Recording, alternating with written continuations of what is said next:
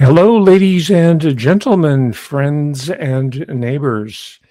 It is Professor Hamamoto on the last day of the month, August 31st, 4 p.m. Pacific Daylight Time. Welcome, one and all.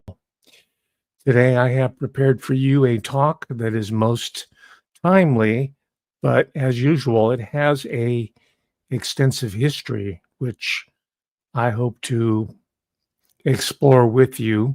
Today's going to be a little bit different.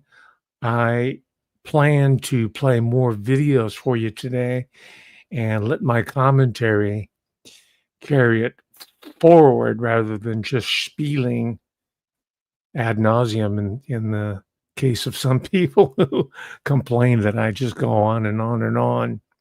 But today's talk is going to be about U.S. military gangsta empire. I don't use that as an affectation, gangsta.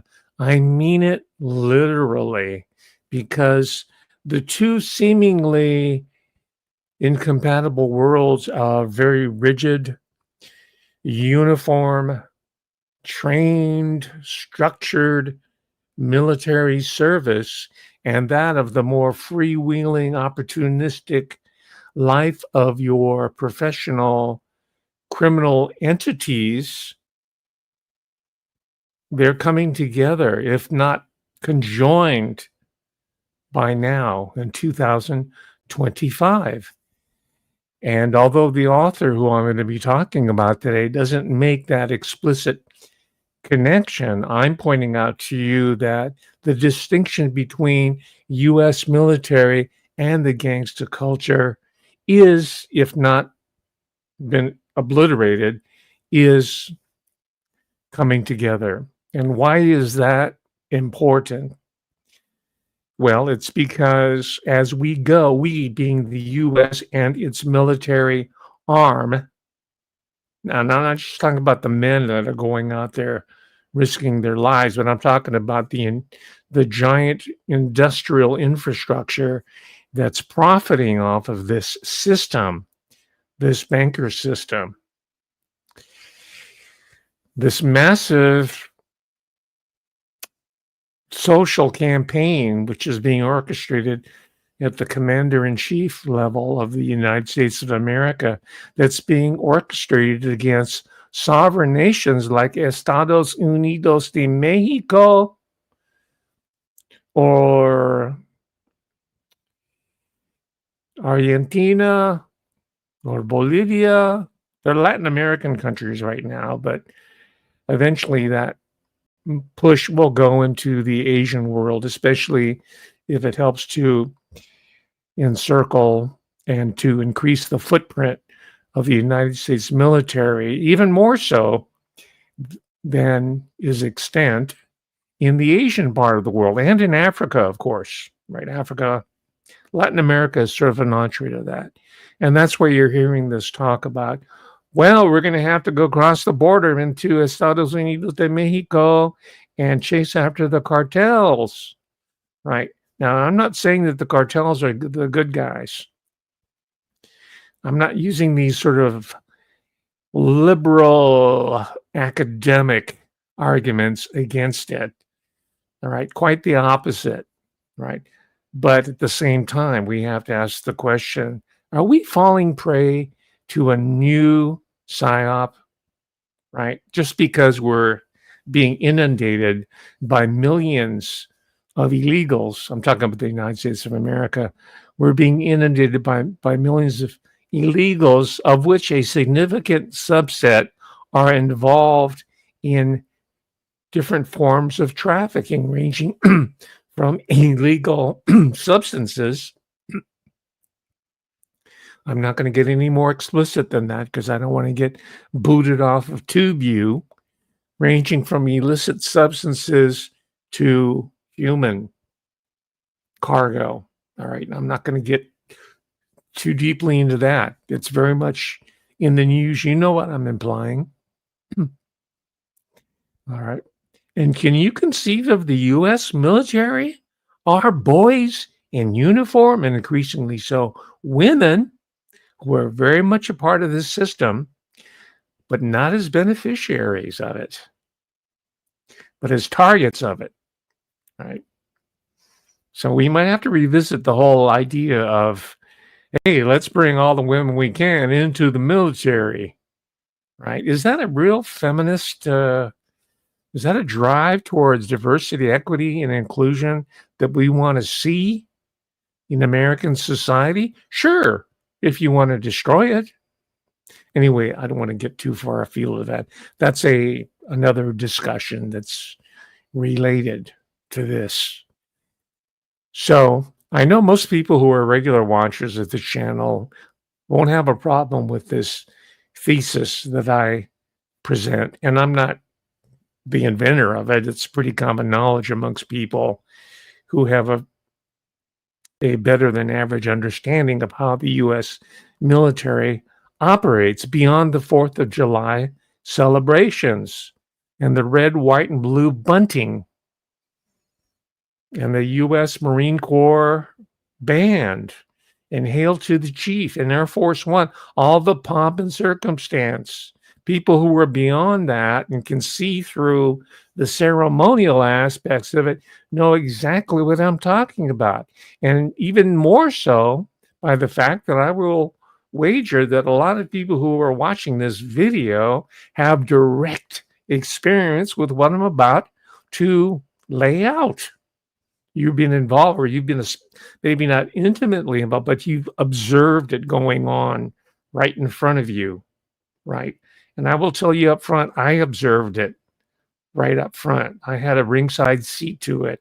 And this is at the university, right? And that might be a revelation to you because you think we're out in a little world here off on our own, separated from these little mundane problems of criminality and drugs and trafficking and pimping and you name it, all the associated vices of the so-called civilian world. We're insulated from that. Well, you know what? You are sadly mistaken.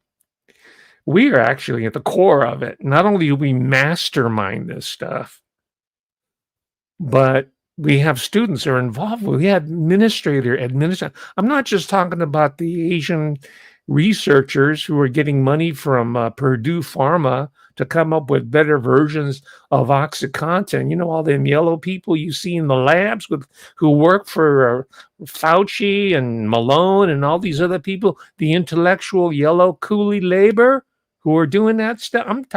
I'm not even including them. We already know that they're there and they're a problem.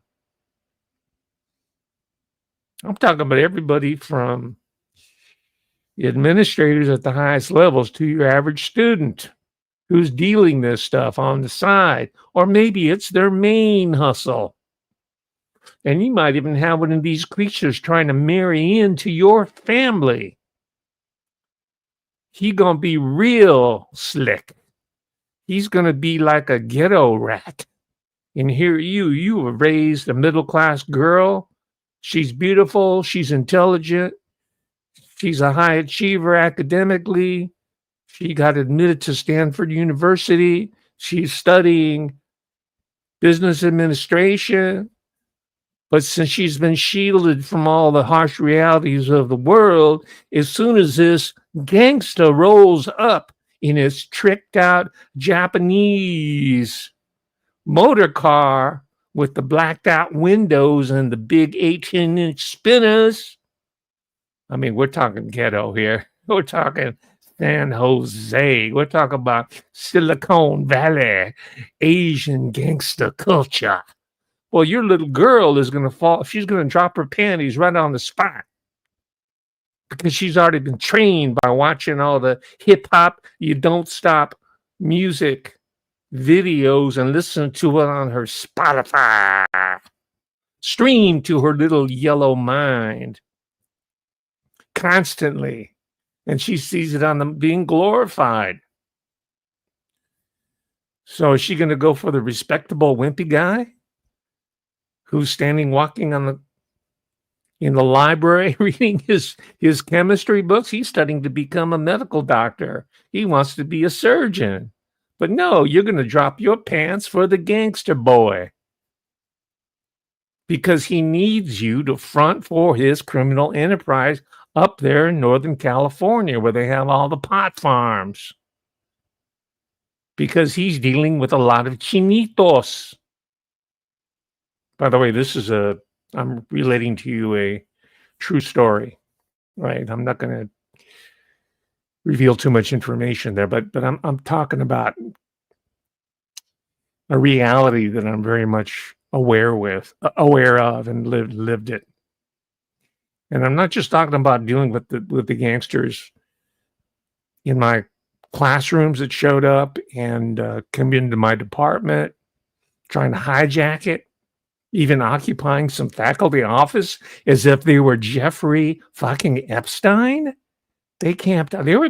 Whenever there's a vacuum in any of these institutions, especially if it's run by a bunch of wimps and people who have no understanding of the street, they will fill that vacuum. You understand? And a lot of these elite universities are being run by these undergraduates and grad students. You think Brian C. Koberger is a one-off? No.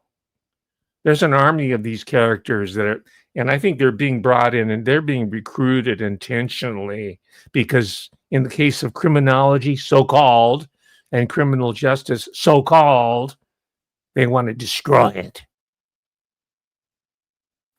It's part of Plan Soros. You dig? So you have all these 25-year-old true crime mavens speaking with vocal fry, just looking at the more sensational aspects of these cases. And they're the ones who are being promoted by TubeU. I'm giving you the verstand, baby. The understanding of the deep structure of this system. All right. I mean, even you would think like, come on, man. Tucker Carlson, you've been around forever. You know, we know your daddy was an intelligence operative, Voice of America, which was not just in Europe, by the way. It was all up through Asia. The Asian world was filled with this psychological operations via voice. You would think that cherry boy, Tucker Carlson, would know this stuff by now, but he don't. So let me show you what I mean by that. This encounter, maybe he's only feigning surprise. Maybe he knows the score, but for the purposes of this encounter, he's totally shocked. About 24 murders involving Fort Bragg soldiers in the book since 2020, in which it was either the Fort Bragg soldier who was murdered, accused of murder, or convicted of murder. Okay, and I'm tracking about 24 murders involving Fort. This is the author, I should say, of this book here. His name's Seth Harp, The Fort Bragg Cartel. And by the way, I'm going to extend the analysis to other huge military installations, such as Fort Hood in Texas.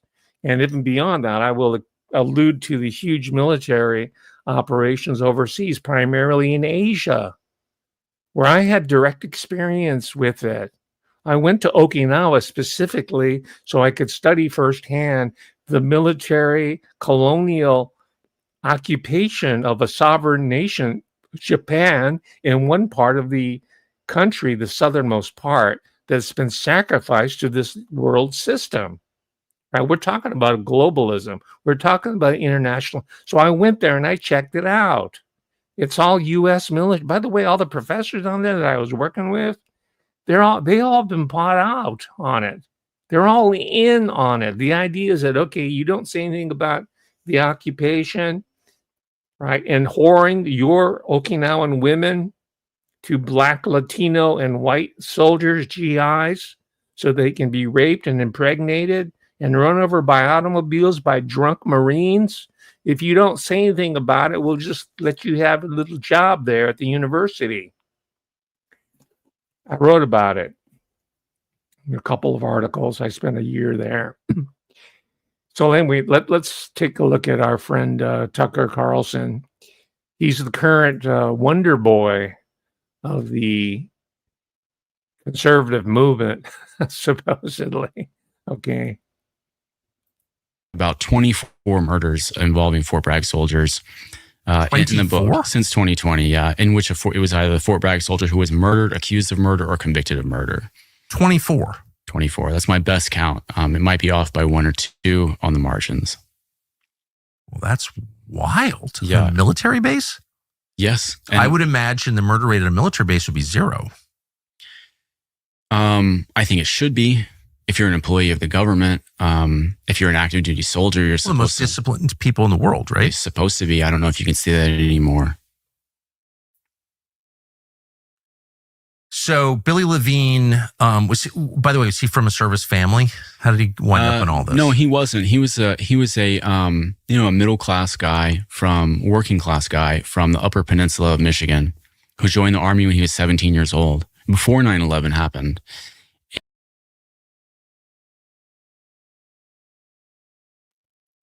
So anyway, this book is full of case study. He talks about one particular individual here, but there's, I don't know the number. There's dozens of them, right? There's so many names and couples and families that are well documented in here that you have to come to the conclusion that we're dealing with a systemic problem in the military in its premier facility in North Carolina, Fort Bragg. Is my audio working, by the way? If not, please let me know in the chat there. I'm coming through.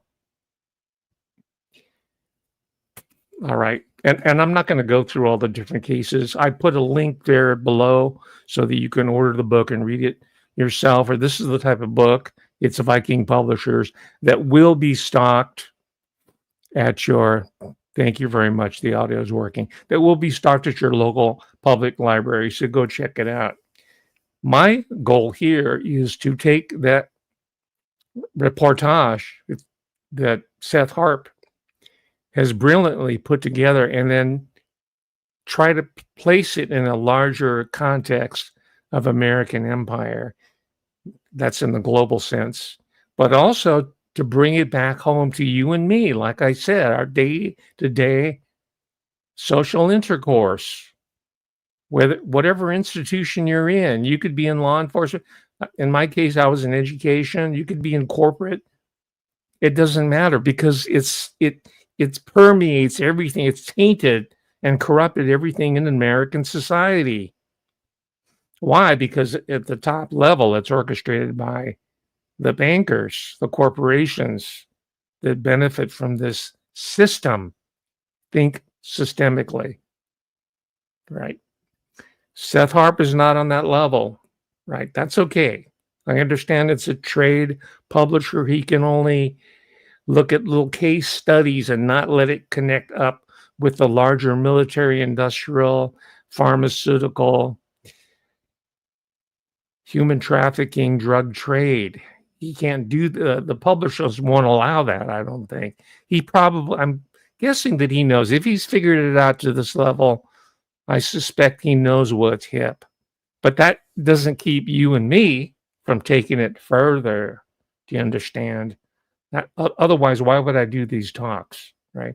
Because this is not a book report. This is more of an essay. It's a review. It's not a report. It's a review. All right.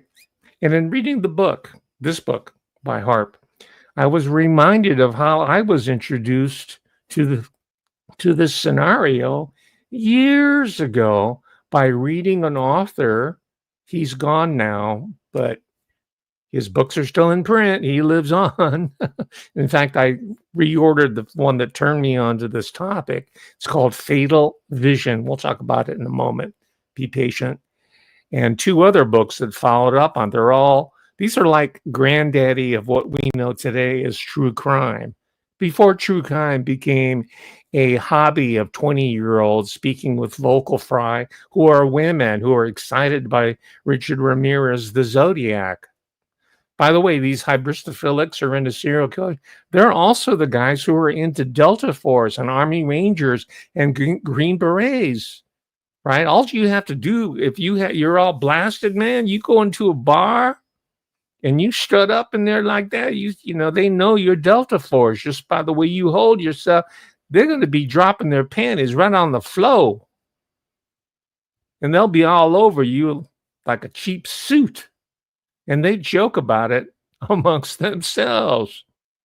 They said, yeah, there's 3 items that we have on our persons. We've got the gun, we've got the knife, and we've got our divorce papers. You know, it's just a giant revolving door of marital strife, to put it lightly, because sometimes it ends in extreme violence, which we'll get to today in this talk. See, I'm trying to tie it all together. It's just a range of types of behavior and examples that are presented to you in the news as one-offs, as disconnected from one another. I'm trying to synthesize it. And you have to do it through a theoretical framework. And the one I have refined is called, for your convenience, cultural forensics. Domestic violence, DV, ranging between the spouse, it's usually male on female, but also in the case of children, child abuse and neglect. That's part of the culture. That's part of the Delta Force culture, special forces. So some people who are disapproving of that, well, you know, that's what they signed up for. What do you expect? You know, you marry, you hook up with someone who's trained to kill and to be away for months, if not years at a time, and sees children being dismembered in front of them and having to commit the most horrendous acts that you can imagine. The types of acts that Roger Corman has already prepped you for by watching these movies at the drive-in while you were getting a hand job with your 16-year-old girlfriend. You've already associated violence with sex before you even got your badge, special forces. The main design element, of course, which is a human skull. Well, in reading the book by Harp, I was reminded of the case of Dr.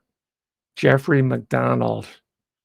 I read this book when it first came out. I'm not a newbie to so-called true crime. This book came out when? It's called Fatal Vision, 1983.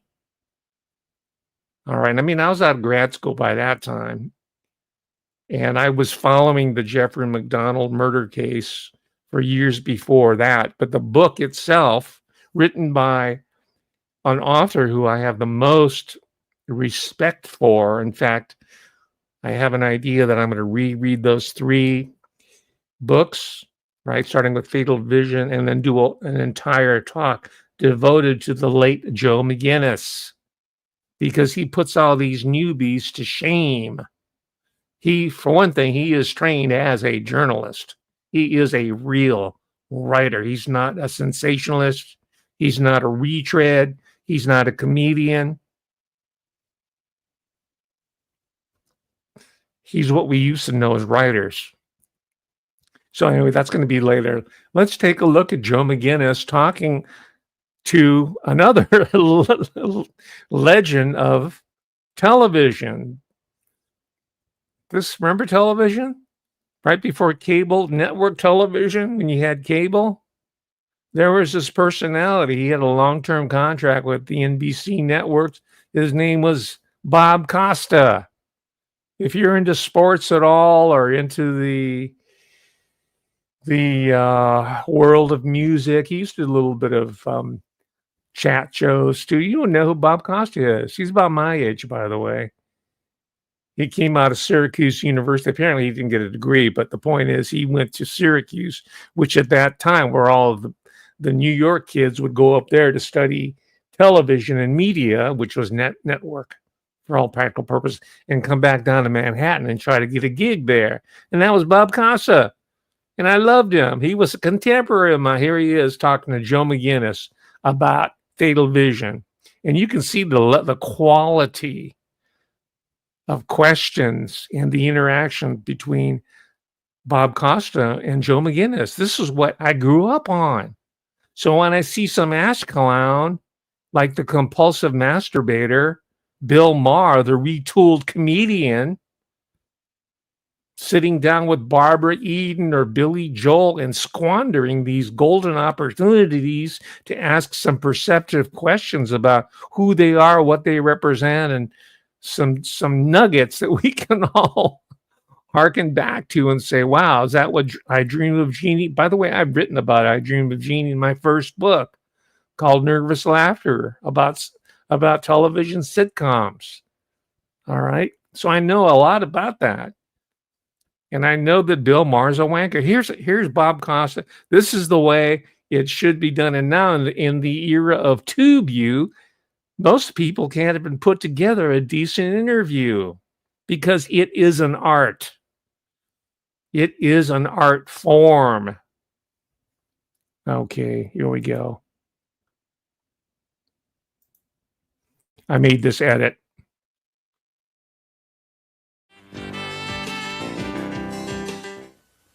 And we're back now with the author, Joe McGinnis. Safe to say, by a wide margin, despite all your other successes, Fatal Vision is the one, if you retired right now, that would be at the top of your biography, right? So far, but Cruel Dad is still very new. Is there anything that's happened recently that causes you to have any doubt about your conclusion that Jeffrey MacDonald murdered his wife and his two daughters? Absolutely nothing. Nothing whatsoever. I'm assuming that very many of our viewers know the basic facts of this, but quickly. Jeffrey MacDonald, who seemed like an all-American boy, he was a Princeton graduate. I think he'd gone to med school at Northwestern. He was a Green Beret in the Marines. He's stationed at Fort Bragg. In 1970, his pregnant wife and his two young daughters are bludgeoned to death. He claims, and this is shortly after the Manson murders in California, he claims that a band of hippies came into his house, that they chanted, "Acid is groovy, kill the pigs." The word pig, I think, was scrawled in blood on a headboard or on a wall. He himself had wounds, which he would say proves that he was attacked but survived, that those who don't believe him say that were inflicted using his medical knowledge. But at first, he's arrested but not indicted. They look at the evidence, and at first he goes out and as a free man, and his father-in-law champions his defense, believing in him.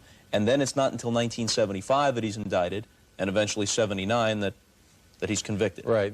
He was finally put on trial for the first and only time in 1979, a trial which I attended. And after only 6.5 hours of deliberation, 9.5 years after the crimes, a jury unanimously found him guilty of 2 counts of second-degree murder. And for the littlest girl, they found premeditation, the 2-year-old. They found that he had thought it over ahead of time and had decided that he had to kill her as part of his cover-up. And they convicted him, in her case, of a count of first-degree murder. Now, at first, you didn't think.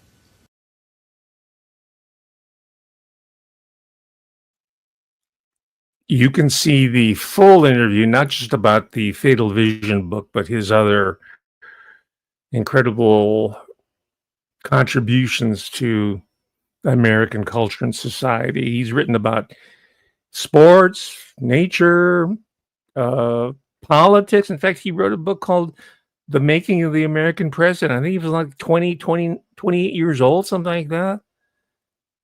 I think he won a major prize, maybe the Pulitzer Prize for it. It's when he went on the Richard Nixon presidential campaign. He wrote it up, and it was an example of what we call today the New Journal. That's Joe McGinnis. Anyway, I'm going to go return to him because you can tell I'm a fan of McGinnis, and now I'm very much interested to see what Seth Hart comes up with a follow-up here.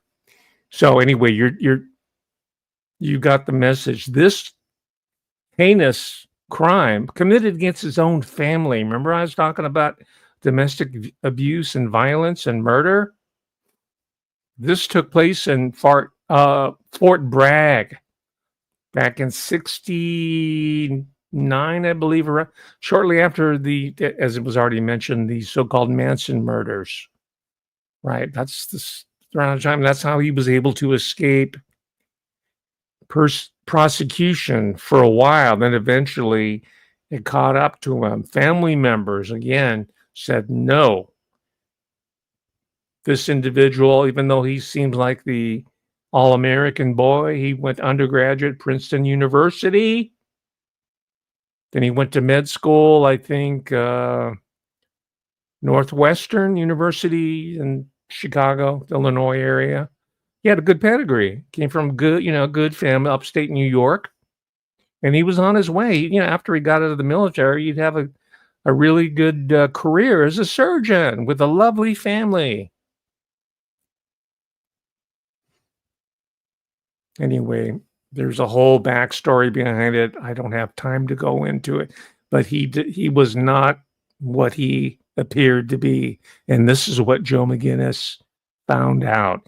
And by the way, this is not mentioned in this discussion. It's implied by Bob Costa, but Dr. McDonald later sued McGinnis for not coming up with the type of book that he thought he was going to get out of him. I think he was trying to play McGinnis, thinking that he can manipulate and snow this journalism into presenting a favorable portrait.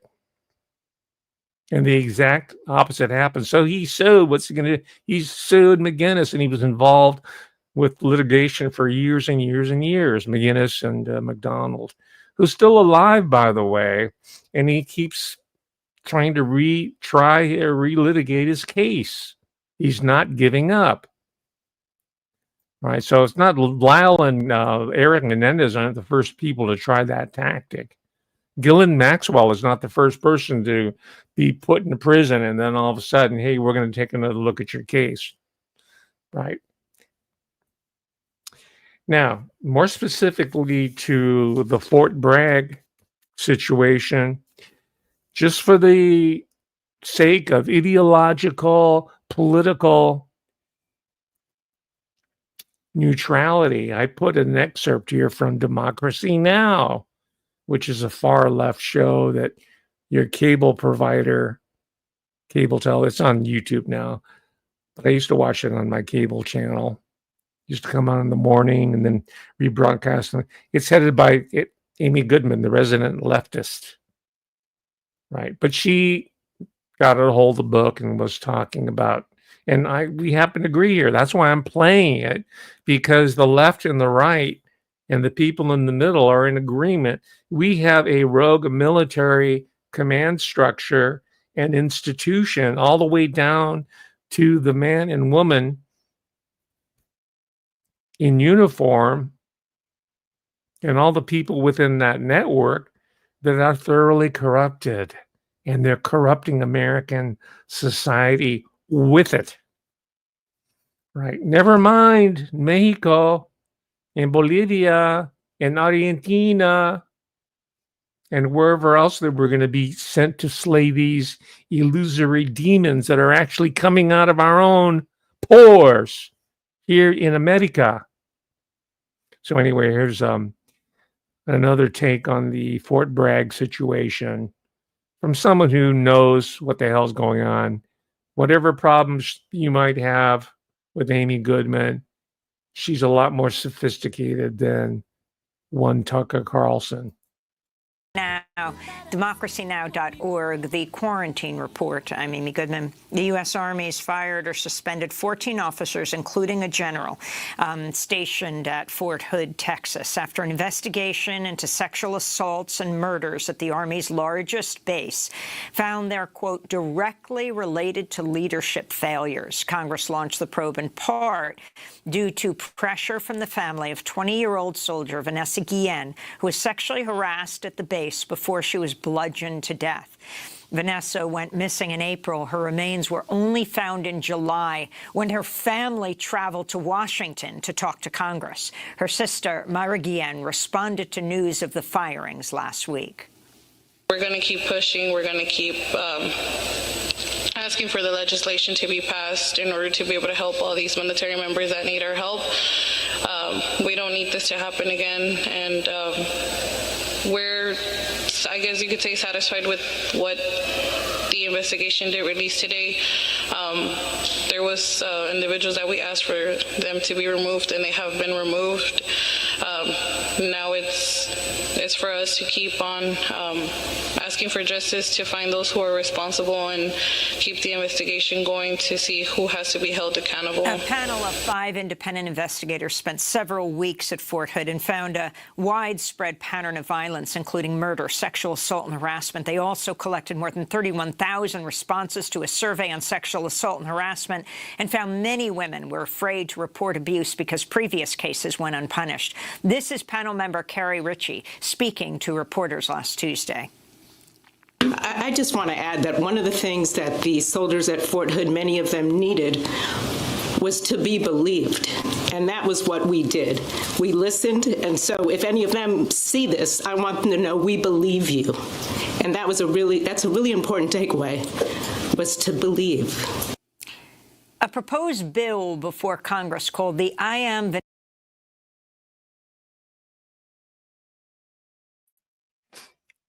Yes, send a black woman, one of the black bourgeoisie, wearing an Asian wig. Send her up there in front, and Americans will believe her automatically because we're so guilty about it. I'm being sarcastic. Right? Whenever you're seeing these characters up there, you know you're having your dick pulled, okay? I don't care who it is. It could be Letitia James or whoever else it is. It could be Maxine Waters. Give us back them Asian wigs. All right. If you want some more details about that, this woman, Guillen, is one out of hundreds. But what you will notice that there is lots of Latino names, a lot of Hispanic names, because they're a hugely overrepresented segment of the U.S. military, which, by the way, is one of the reasons why the borders were open, because once they catch the young ones, they can put them into the military and serve their country, right? And get education. But in the same time, you're going to be working for the drug complex, which is being run by the high-level command, right? All the way to the top, to the Pentagon, right? What do I mean by that? Hold on. Because this system dates back to the Southeast Asian Wars and before, right? But definitely, the whole model was workshopped in the Yellow World, in Cambodia, Laos, and Vietnam, and other countries were involved with the support system. South Korea, Japan, Australia. This is what we're living with in the present. That's where it comes from.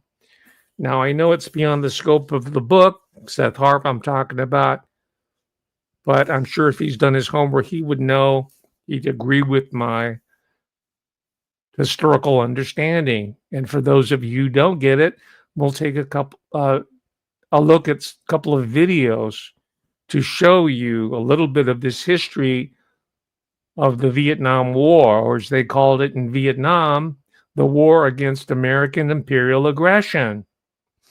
How do I know? Well, I went to all the museums in Vietnam, Hanoi and Da Nang, and they have a completely different understanding of what that war was about. So here it is, McVie. By the way, before I go into it, I put these books up before. I can't recommend them highly enough. This is called McVie SOG Reconnaissance Team in Vietnam. It's published by Osprey, like the bird, in Britain, in the UK.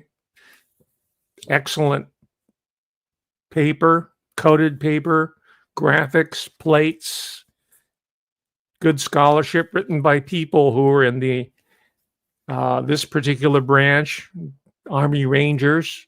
See, the part of the military, there's a stratum of people who went to college and university that were recruited into the military. These are the writers. They can write their own history. They can record their experiences. 99% of them won't be able to, but the ones that do provide us with this type of literature. So people like me and you can have at least some idea of the command structure, the culture, the history, and the graphics, the pictures to go with it. Here's a more recent book by Osprey. Can't read it because too much glare on the camera here. U.S. Army Ranger, 1983-2002. Now, this covers the Afghanistan war period, right? That's the longest foreign war in American history. We don't hear much about it anymore. That also, what we're seeing now at Fort Bragg, Fort Hood, and all the other places throughout the United States and overseas is blowback from these overseas wars that are dependent upon the drug economy, the international drug economy. Right? We're already being slammed by big pharma. We know that, right? But there's this whole other world in the pincer that we're caught between, and that's the big military. They're the pimp daddies of that particular structure. And you can see them in the same light as a large-scale criminal enterprise. But will they ever go on trial? Will they ever be called to account? Most likely no. I mean, miracles do happen. I mean, President Trump might fall to his knees and ask for forgiveness for jerking the American public around for his participation with Jeffrey Epstein in the intelligence apparatus in Tel Aviv. Probably not going to happen, but, let's put it out there, right? Maybe General Stanley McChrystal will write in his follow-up book about this whole system. Because if he doesn't, others will. People like, what's his name that got killed in the Mercedes? Michael Hastings. Michael Hastings was one of these journalists around the same age as Seth Harp, who interviewed General Stanley McChrystal, whose name comes up in this book a few times. And it was not a flattering portrait. And he was driving his vehicle, 40 miles an hour down Melrose Boulevard. Is it Avenue? Melrose Avenue in West Hollywood. And the Mercedes all of a sudden just took off like a bat out of hell. And it crashed. That's Michael Hastings. All right. So they do the SAS stuff. They do the McVie SOG operations for people who go rogue. That's their charter. That's their mandate. It goes back before the war in Vietnam, but that's what really got underway. Here's a tape of that just to give you a brief historical framework here. As 1967 drew to a close, General Westmoreland summarized the enemy's accomplishments. He has nothing to show for his investment. He has not won a single significant victory in the South during the last 1.5 years. I was in Special Forces training at Fort Bragg at the time, and we didn't think Westmoreland's upbeat assessment of the war was good news. We were adventurous and had enlisted in the Army, determined to earn the coveted Green Beret. And now, after meeting every rigorous challenge, we were close to our goal. We worried that the war in Vietnam might end before we got our turn. For 2 years, SOG's mission to search out and locate the North Vietnamese supply lines and base areas in Laos had been clearly defined. It was an orderly process of strategic importance. Mission by mission, discovery by discovery, pieces of the puzzle were put together. By the end of 1967, SOG had provided U.S. intelligence with a clear understanding of the workings of the Ho Chi Minh Trail.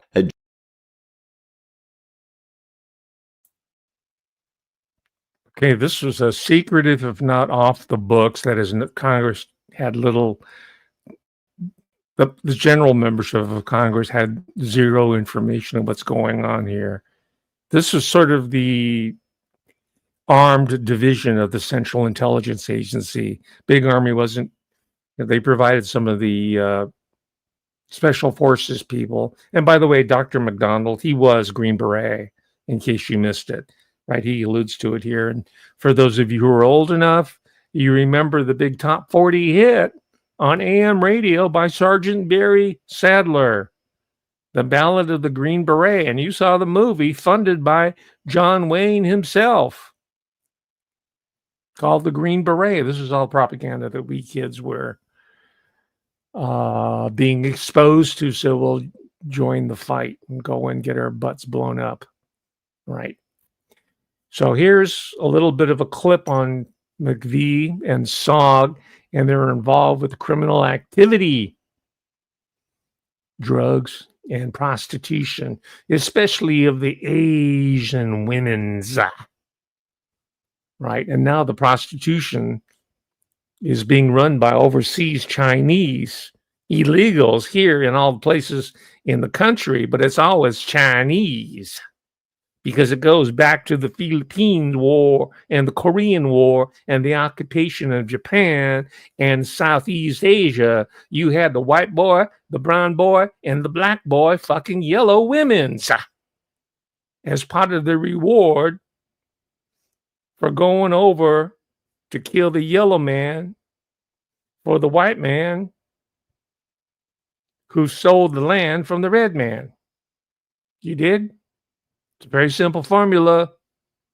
Sex, drugs, rock and roll, and yellow women's. And we're going to go back to a yellow women killing that happened in my neighborhood before we leave.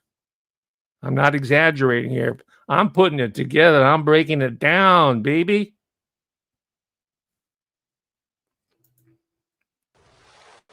During the Vietnam War, profiteering from black market operations was rampant.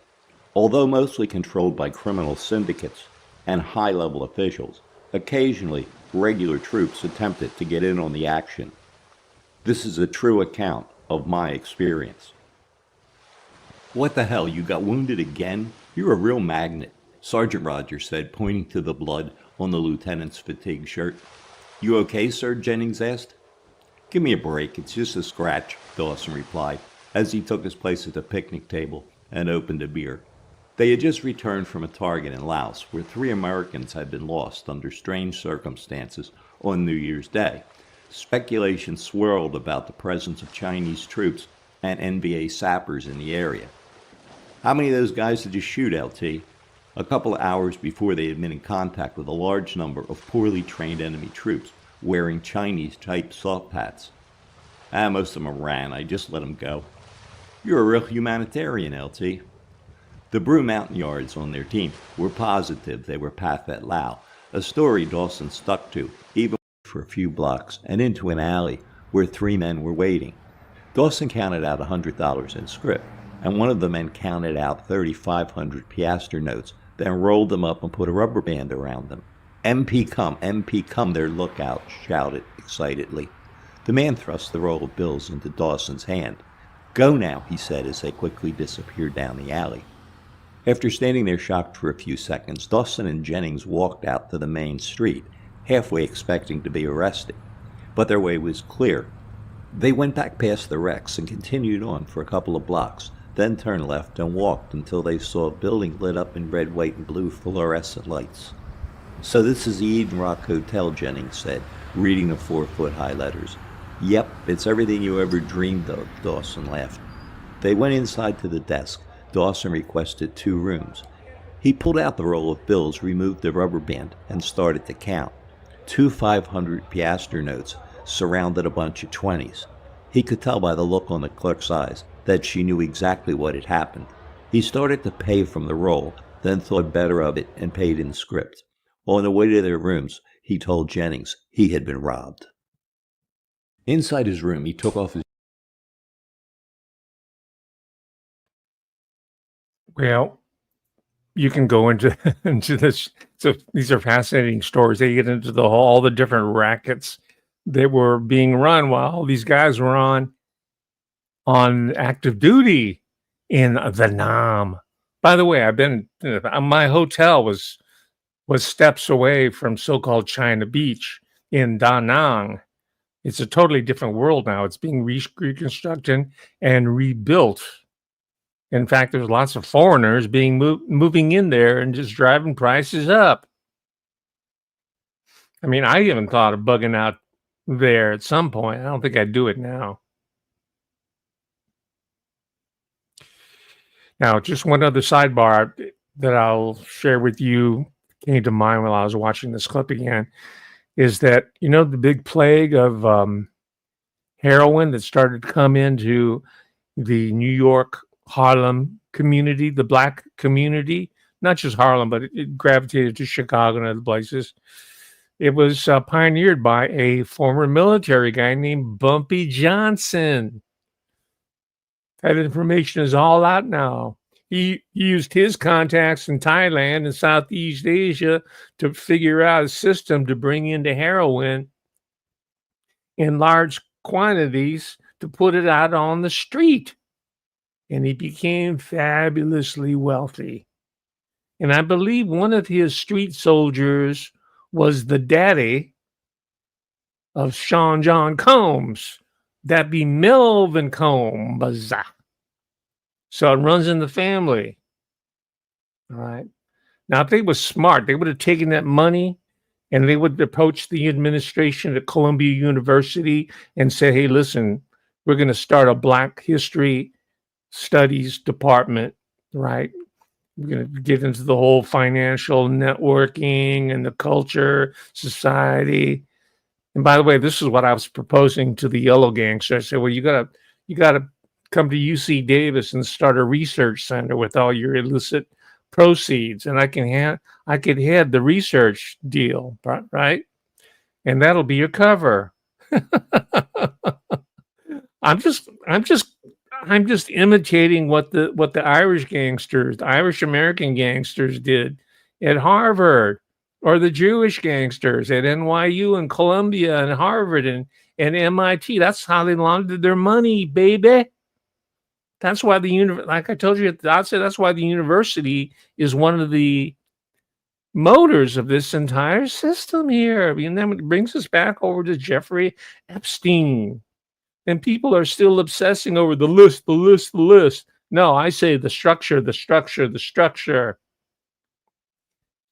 So that's Bumpy Johnson, Melvin Combs, Sean John Combs. But he started to believe in his own gangster reputation, and then they had to roll him up. So they'll put out a new shark up there on the street. All right, so the yellow gangsters ain't going to fall for that. The Latinos are kind of following that trajectory too, because they don't understand the history. But I'm putting it out to the yellow people. Do not fall for the big 14-karat gold and the big rollies on your wrist. Tattooing yourself up and getting thrown into the penitentiary. Be smart. Otherwise, you'll never make it up to Leslie Wexner status or Adelson or Leon Black. You're not going to get there. You dig? You're on your way. But you need Dai Lo. You know what that means? Cantonese. Dai Lo means big brother. That means Godfather. You need Dai Lo to break it down for you, to show you the history of it. Otherwise, they're going to throw your yellow ass in prison. And you're going to rot there while they take everything you have and confiscate it and share it amongst themselves.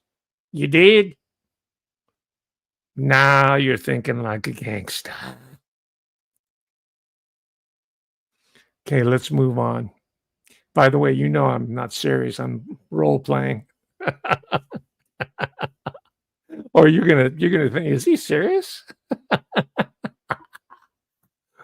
All right. One more case study. This guy's name he's another medical doctor. I thought doctors took an oath saying they're going to save lives, not take lives. This guy killed about a dozen people with his full automatic weapon. His name was Dr. Major Nidal Hassan. This is at Fort Hood, one of them large, Texas, super large military bases like Fort Bragg.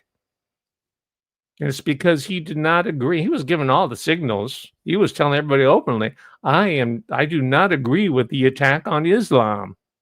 I'm not going to let it go down. This was Nidal Hassan.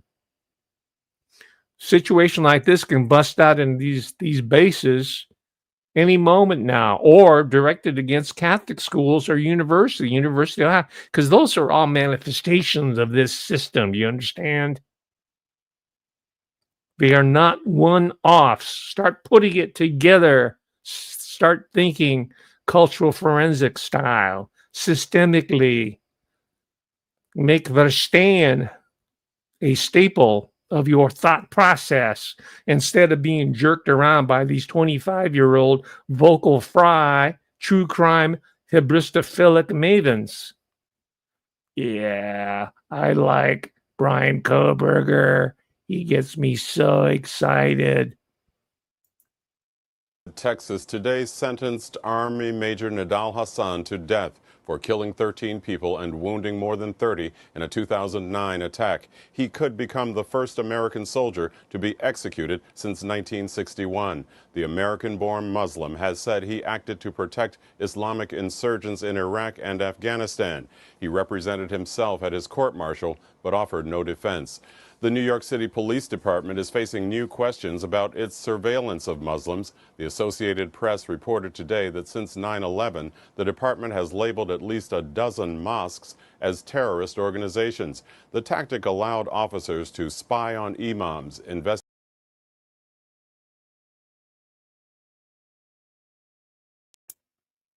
On and on that report goes. There should be a book on Dr. Nidal Hassan. I haven't found one. There are articles on it, just short articles, but I want to see a full-blown analytical book and history of what went down in the incredible Fort Hood shootings, which have been suppressed from the news media. This is why I'm bringing it up again. We're dealing with an irrepressible problem, and it's a problem of the military industrial commanders, the Joint Chiefs of Staff, right? Going all the way up to Kristi Noem and what's her name from Hawaii? People who are now, the women who are now in charge of the military. Yeah, they're involved now. They're complicit.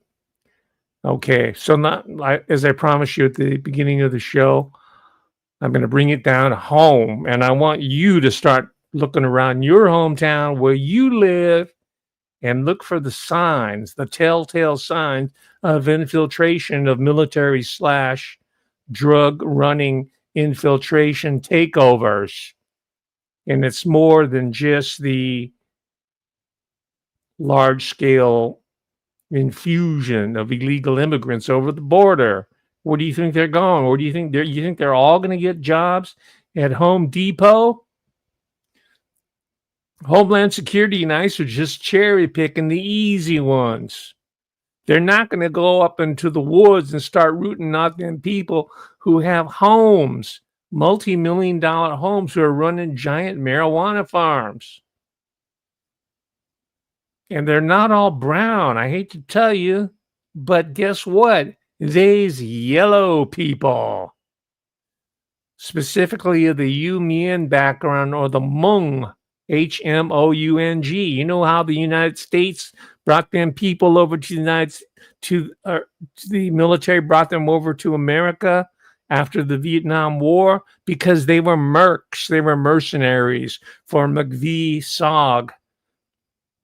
They helped to fight the Viet Cong and the Pathet Lao. And once the war was lost, they had to be airlifted out and relocated to places like Minneapolis, Minnesota, and places like Fresno, California, a couple 100 miles south of where I am in the Bay Area. And their chillins grew up to be gangsters. I don't see no movies about them. I don't see them being glorified by Sean Diddy Combs. Right. Just the opposite. I've seen them diminished. I think that's that's done on purpose so they can fly under the radar. I did see a Gran Torino or something with Clint Eastwood with some Hmong gangsters who he kind of saves from the street, but that's about it. So Hollywood, if you're listening, why don't you do a feature on the big Hmong takeover of the marijuana crop in my own backyard here in Northern California, not in my backyard, in my own neighborhood. Northern California is taking over. And then, of course, this helps explain why someone like Gavin Newsom can rise and maintain himself. Where's the money coming from? Or a Kamala Harris, she's California, and a Nancy Pelosi, and the whole Democratic and part of the Republican political establishment. It's all drug money, baby. It's just like any third world state, whether it's Estados Unidos de Mexico, Argentina. This is what we are. We are a narco state.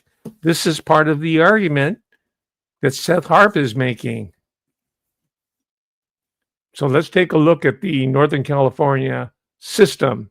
I can just drive 30 minutes from where I am, and I'm already seeing it all around me. And I go to situations where there's restaurants. I went to a Bay Area guitar show. These are all custom handmade instruments because, I'm a hobbyist. I kind of, and the admissions was like $10 or something. So I can just look there like a kid at a candy store. And there were these instruments worth tens of thousands of dollars, handmade, luthiers, and no one would play.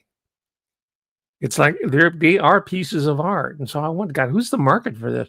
And I saw all these very well-dressed lawyer-looking guys.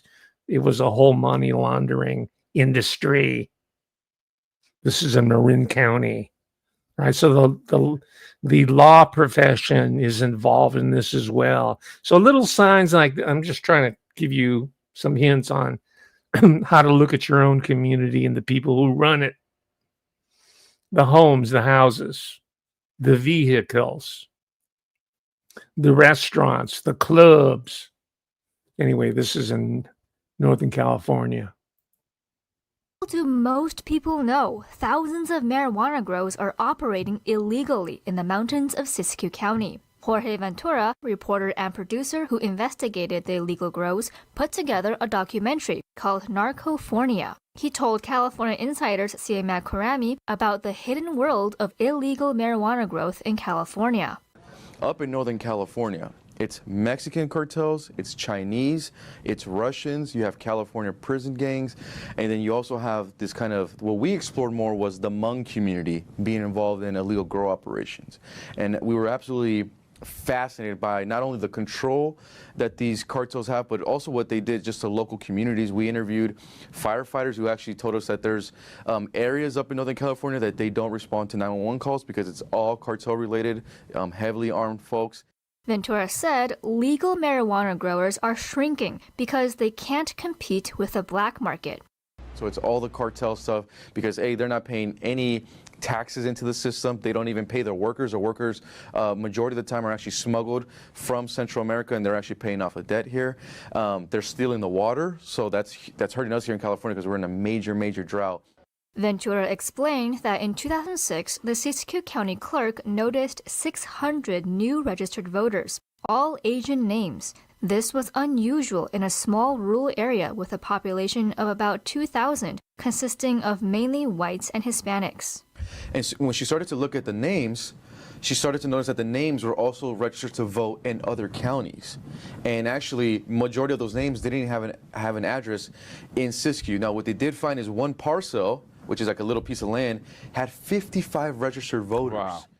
The clerk forwarded the information to the Secretary of State.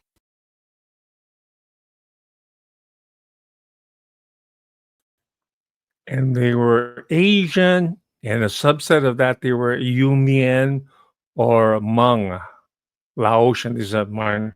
And these are the people that were involved in the opium trade, right? The people would provide the raw material that would go into places like Saigon so that Bumpy Johnson could wrap it up, put it into the body bags of dead soldiers and then transship it over to Fort Hood or wherever it is, maybe over here in California, Vandenberg, or I can't remember the name of the Air Force base. They have connections there, and they have specialists there who are doing logistics that are part of the system, the same one that not the same one, but the same procedure that's been refined and rationalized in places like Fort Bragg.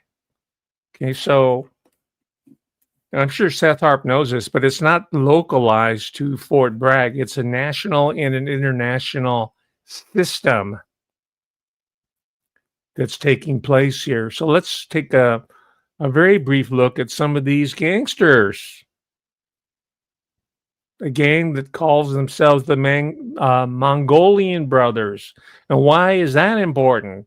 Well, now that the black people have been used up as frontmen for the whole gangster rap phenomenon of the past 30 years, culminating into the roll-up of one Sean John Combs, P. Diddy, and Kanye West. I would put him in that bag too. They're going to stop putting some yellow gangsters up there. How do I know? Because I'm starting to see them appearing on the popular culture, like on TubeView. These supposed reformed gangsters now talking about the prison life and writing books on it. All right. So I'm just giving you the heads up here of the next phase of the PSYOP. It's more than PSYOP. There's a political economic agenda that underlies the psychological operation. So let's take a look at some of the Mongolian brothers. And by the way, these are the type of guys that you should show up in my classroom, because you know what? Even though they're doing this hustle on, maybe even full time or on the side, they were also holding it down academically. They went to community college and they transfer over to UC Davis. So I'm lecturing on this, and they say, yeah, that's my dad, that's my family, that's our history. They didn't know it, right? They had no one. They just thought they were gangsters. So we had an understanding. We could see eye to eye. They had a respect for what I was able to break down for them. All right, but anyway, here's your Mongolian boys. Not only the city, but also really impacted our Hmong American community. Fresno Police Chief Andy Hall talking about 6 arrests in a quadruple murder that left the community stunned. The victims, Sai Li, 23, Phia Vang, 31, Ku Zhang, 38, and Kalixang Tao, 40, were all gunned down as they watched football. Billy Zhang for mail theft, finding a Glock 9mm modified to fire automatically and 2 30-round magazines that have been linked to the. In Fresno, a man is in custody accused of shooting 2 veteran Fresno correctional officers inside a jail lobby. Those 2 officers were shot in the head and neck this morning, and they're now in the hospital. Juanita Davila, who has 18 years of experience, is now in critical but stable condition tonight. And Toa Malama Scanlon, a 10-year veteran, is in critical condition. And this man, 37-year-old Tong Vang from Fresno, has been taken into custody. Officers say Vang was sentenced to 19 years in prison for kidnapping. And back in 1998, he served only 16 years, then was released on parole. The Mongolian Boys Society is a predominantly Hmong street gang rooted in Fresno, California. Formed in the late 1980s, the gang emerged following a split from the Peace MOD gang, splintering into several factions, one of which became the Mongolian Boys Society. Today, law enforcement identifies the Mongolian Boys Society as a violent criminal enterprise operating in Fresno and nearby Visalia. The gang has been linked to serious crimes, including deletion, sexual assault, armed robbery, drug trafficking, and extortion. Authorities also report that the Mongolian Boys Society members have, at times, been contracted by larger Asian organized crime networks to carry out violent hits, a testament to the group's reputation for brutality and their ability to operate under the radar.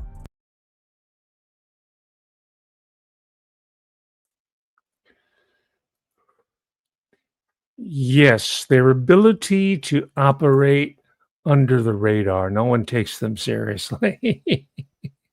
But they are a growing presence. It's so funny, like my colleagues in so-called Asian American studies at UC, they were scared shitless about these guys, the ones in the classroom. So I was kind of like deputized to be the one that will deal with them. And one woman, she was Hmong. She tried to take over our departmental office. She went in there and she was inviting all their gangster friends there, including her boyfriend, who stayed in the office with her the entire time she was at work. So I had to talk to her first, individually. She wouldn't listen to me. So I had to talk to the boyfriend and I had to let them know the score.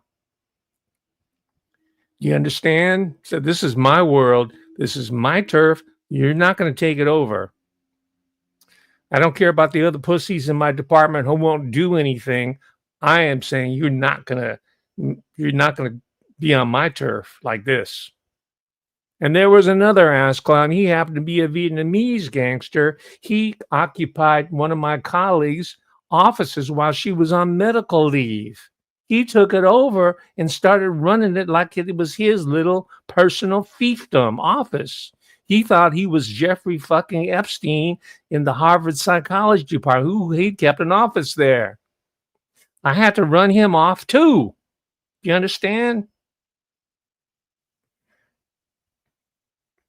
So wherever you work, whatever institution you're at, you got to make sure that someone's not running up on you. Because where there is a vacuum, there will be these forces that were going to come to fill that vacuum. Right. Anyway, enough about me. Because I'm a yellow person. I got nothing to say. We'll listen to Tucker ask Carlson. Oh, really? There's violence on Fort Hood? I thought soldiers were well trained. Come on, man. Are you bullshitting us? Are you really that naive? Are you a candy ass? Tucker Carlson? Are you a tuck and roller? What's the story with you? I mean, even Nancy Grace has more street smarts than you. So anyway, to conclude with, those were names that you saw, the Shong and the Vang and the Sei Li. That's all Hmong. You dig? And just recently, there was this guy. He looks just like one of these Army Ranger. He looks like Special Forces. I'll show you the picture. His mugshot. He's right out of there. And by the way, he gives Harp gives the profile of the Special Forces guy. They're like 98% white. There's not even hardly any blacks there. And they always like to put blacks everywhere, but not in the Special Forces. Very few Asians, if any. No Latinos. It's a white boys club. This is not me saying that. I'm just giving you the reality that Seth Harp laid out. And it's beyond macho, ladies. With impunity, they'll go over there and start playing with your butt or squeezing your titties or coming up to you in proposition. Says, come on, get down below my desk and give me some head. They'll say that right during working hours. Behavior that would not be acceptable anywhere else but except in Delta Force. They even have one of these devices called the Sybian, Sybian. Look it up. If you look it up on TubeView, the pictures are so nasty, they're blurred out. But it is a erotic device like a horse designed for a women's anatomy that vibrates. And they brought one into the headquarters, and they would tell the female co-workers, the secretaries, the data specialists, to ride that. So get on the Sybian and ride it, baby. Right? This is like a frat house times 100 that's part of the culture.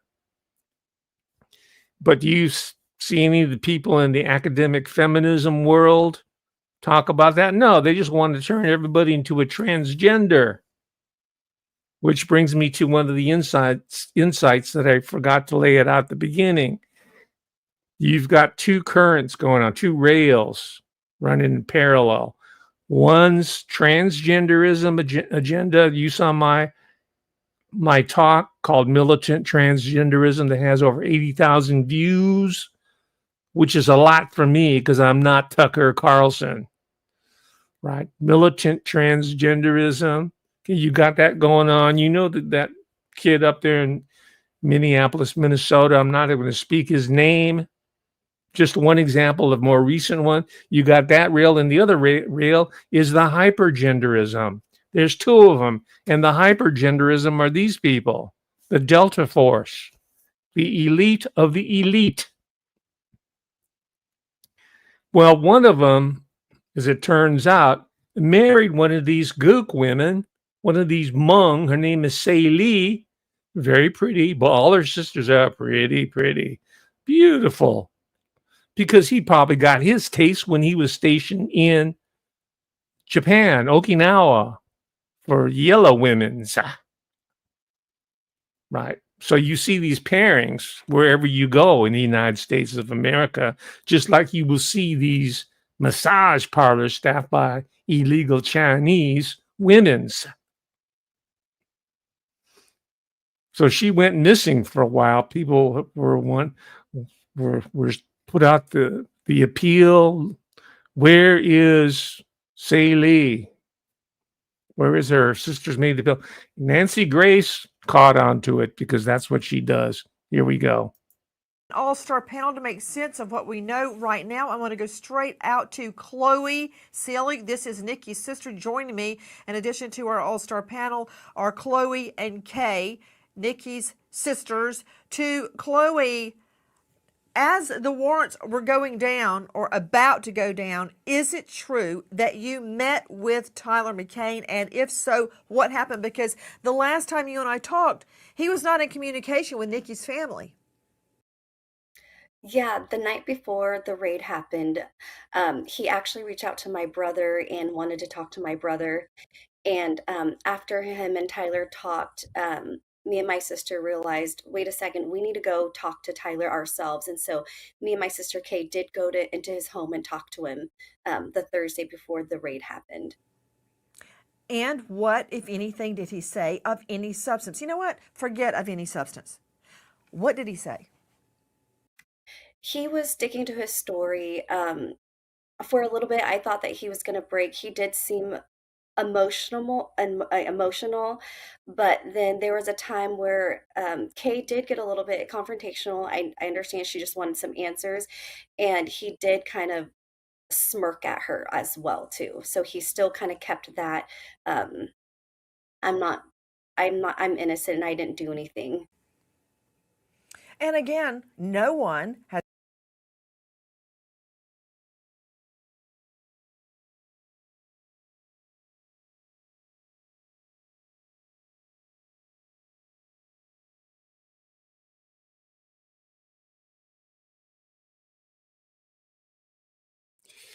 The whole culture is saturated with drugs, steroids, hallucinogens. There's some preparations there that they use themselves on themselves that put them in a permanent hallucinogenic state. Names of drugs that I never even heard of. They were dealing it and they were using it. They got that exact special Delta Forces look. And I'll remind you that Brian C. Koberger was a heroin addict himself. And it wouldn't surprise me if he was also dabbling in hallucinogens. Because they got young men down in Silicon Valley who are doing hallucinogens. These people, the Zizians, the militant transgender killer cult, the Zizians out of the Bay Area, out of Silicon Valley, they were into microdosing. They were into polyamory. They had the whole profile that's been workshopped in so-called academic women and gender studies at the university.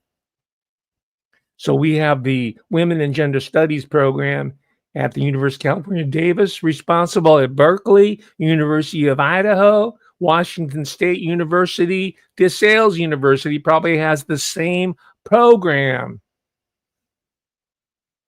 that's being imposed. That's systemic all the way up and down. So there you go. That guy, McCain, it's not mentioned in here, but this is an assignment for those who you want to explore this case.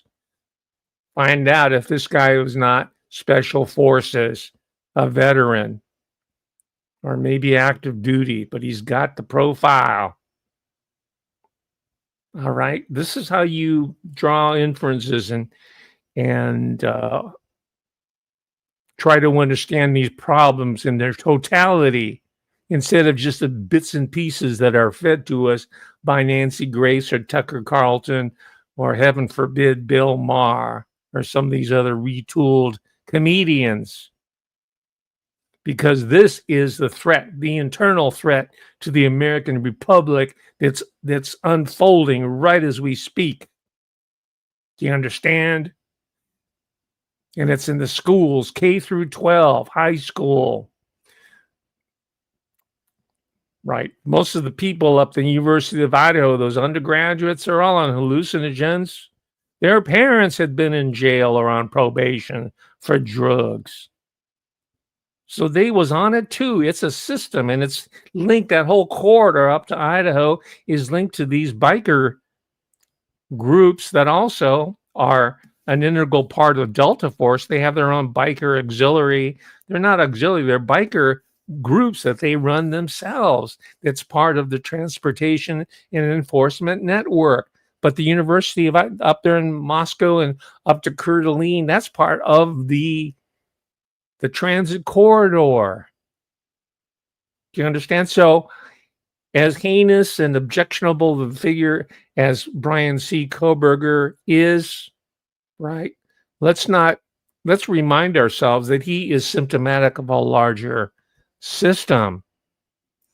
All right. So this is when the sisters were still, these Saley sisters, were still kind of giving Tyler McCain the benefit of the doubt, but they're already getting a little bit of hints that he was kind of being shifty.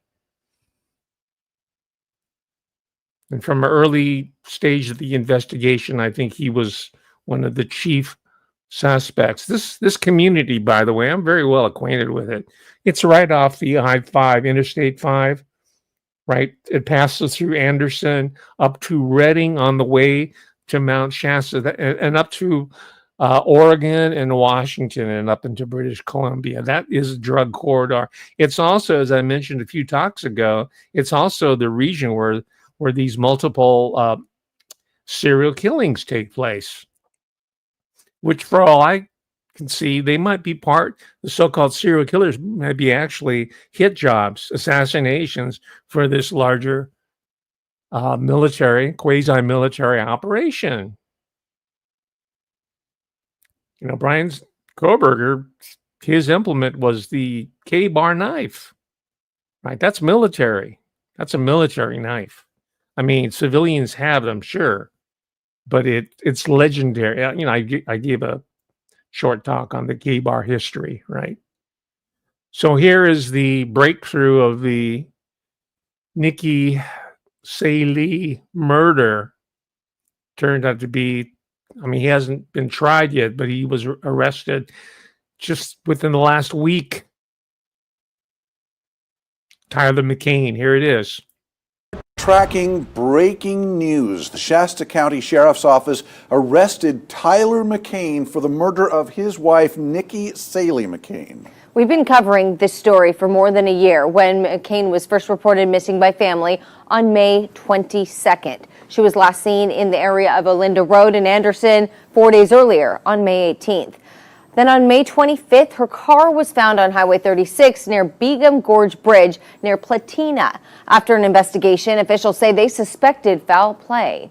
Now, the Shasta County District Attorney said after months of investigation, detectives concluded that Tyler McCain is the one who they say killed Nikki. Action News Now reporter Blake Mayfield joins us live from the Shasta County DA's office in Redding. Blake, McCain was taken into custody this morning. Yeah, that's right, Haley.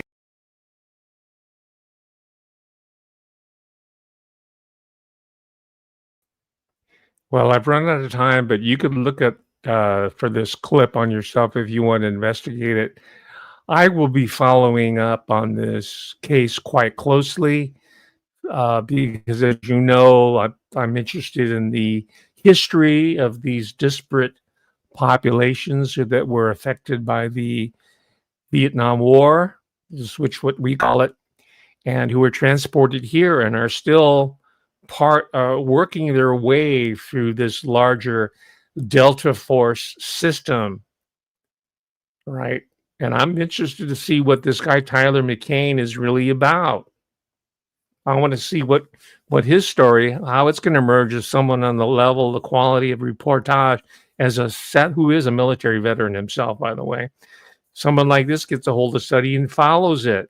Maybe you will be one of the persons who do it. Maybe you can take my comprehensive overview, the cultural forensics model, and see how it can illuminate certain issues, questions, and explanations so that we can break out of this oppressive pattern, which is threatening to enslave you and me. Right? It's not going to be Pablo Escobar. It's not going to be El Chapo. It's not going to be Maduro or whoever else it is. It's going to be the Joint Chiefs of Staff and their minders, which is NATO. Ladies and gentlemen, that's my time. Thank you very much for allowing me to range so widely. I do appreciate your support. You're listening to me for this past hour and a half, and especially the Patreon people that allow me to buy these books right when they come out and then turn it around and bring it back to you with my own added value to the process. Oh, one more book. I just got this yesterday, so I wasn't able to put it into my analysis. But this is an academic book. It's by an anthropologist. Her name is Catherine Lutz. It's called Homefront, and it's a ethnography of the Fort Hood milieu, right? The surrounding communities. He talks about the murders, the child abuse, the high divorce rate, the murders, the spousal violence. It's all here. It's by an academic anthropologist. This is the type of work that anthropologists and people in academia should be working on. Not the so-called diversity, equity, and inclusion. That should be taken for granted. Those people who are still harping away on this, on LGBTQ, you're already 20 years out of date. And to make yourself relevant, not just in the academic world, but for the larger society, and I haven't read the book yet, so maybe it won't live up to my expectation, but I kind of browsed through it, and it's good because it underscores a lot of what I have already figured out independently of books like this. But I'm going to keep moving ahead, and I'll report back to you, not next week, but later on Joe McGinnis and his contributions. All right, ladies and gentlemen, thank you very much for your patience. Peace out. God willing, I'll be back with you next Sunday. Peace.